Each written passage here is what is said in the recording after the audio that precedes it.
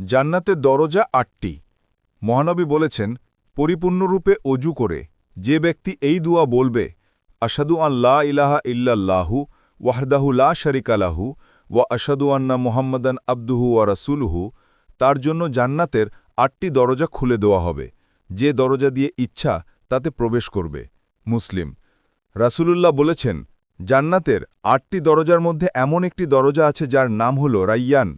সেখান দিয়ে কেবল রোজাদারগণে কিয়ামতের দিনে প্রবেশ করবে, তারা ছাড়া আর কেউ সেদিক দিয়ে প্রবেশ করতে পারবে না। ঘোষণা করা হবে, রোজাদাররা কোথায়? তখন তারা দণ্ডায়মান হবে। ওই দরজা দিয়ে তারা জান্নাতে প্রবেশ করবে। তারপর যখন তাদের সর্বশেষ ব্যক্তি প্রবেশ করবে, তখন দরজাটি বন্ধ করে দেওয়া হবে, আর সেখান দিয়ে অন্য কেউ প্রবেশ করতে পারবে না। বুখারী ও মুসলিম। তিনি বলেছেন, যে ব্যক্তি আল্লাহর রাস্তায় জোড়া বস্তু ব্যয় করে, তাকে জান্নাতের দরজাসমূহ থেকে ডাকা হবে, হে আল্লাহর বান্দা, এ দরজাটি উত্তম, এদিকে এসো। সুতরাং যে নামাজীদের দলভুক্ত হবে, তাকে নামাজের দরজা থেকে ডাক দেওয়া হবে, আর যে মুজাহিদদের দলভুক্ত হবে, তাকে জিহাদের দরজা থেকে ডাকা হবে। যে রোজাদারদের দলভুক্ত হবে, তাকে রাইয়ান নামক দরজা থেকে আহ্বান করা হবে, আর দাতাকে দানের দরজা থেকে ডাকা হবে। এসব শুনে আবু বকর বললেন, হে আল্লাহর রাসূল, আমার মাতা পিতা আপনার জন্য কুরবান হোক, যাকে ডাকা হবে তার ওই সকল দরজার তো কোনো প্রয়োজন নেই, কেননা মুখ্য উদ্দেশ্য হল কোনোভাবে জান্নাতে প্রবেশ করা। কিন্তু এমন কেউ হবে কি যাকে উক্ত সকল দরজাসমূহ থেকে ডাকা হবে? তিনি বললেন, হ্যাঁ, আর আশা করি তুমি তাদের দলভুক্ত হবে। বুখারী ও মুসলিম। বিনা হিসেবের খাস লোকেরা জান্নাতের ডান দরজা দিয়ে প্রবেশ করবে। জান্নাতের দরজার প্রস্থও অনেক।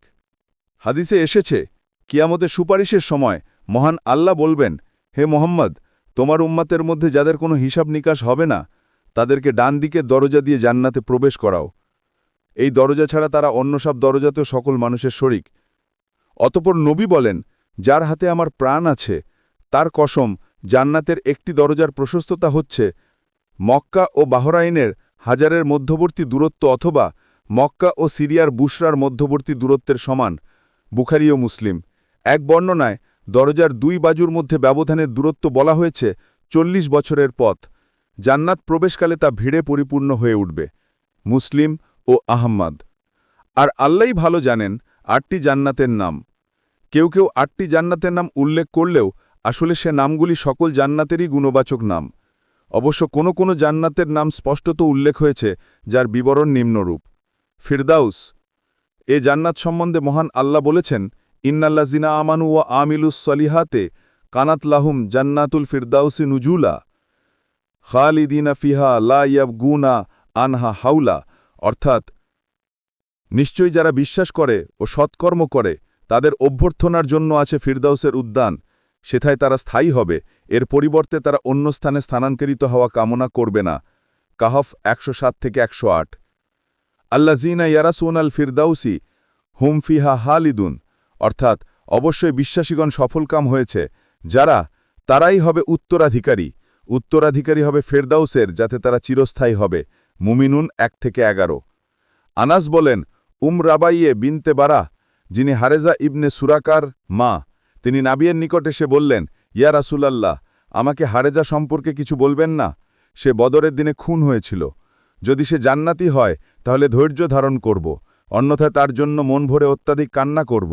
তিনি বললেন, হে হারেসার মা, জান্নাতের মধ্যে বিভিন্ন প্রকারের জান্নাত আছে, আর তোমার ছেলে সর্বোচ্চ ফিরদাউস জান্নাতে পৌঁছে গেছে। বুখারী। মহানবী বলেন, অবশ্যই জান্নাতে ১০০টি দরজা বা মর্যাদা আছে, যা আল্লাহ তার পথে জিহাদকারীদের জন্য প্রস্তুত রেখেছেন। ২টি দরজার মধ্যবর্তী ব্যবধান আসমান ও জমিনের মতো। সুতরাং তোমরা জান্নাত চাইলে ফিরদাউস চেও, কারণ তা হল জান্নাতের মধ্যভাগ ও জান্নাতের উপরিভাগ, আর তার উপরে রয়েছে রহমানের অরশ। বুখারী ২৭৯০ নং।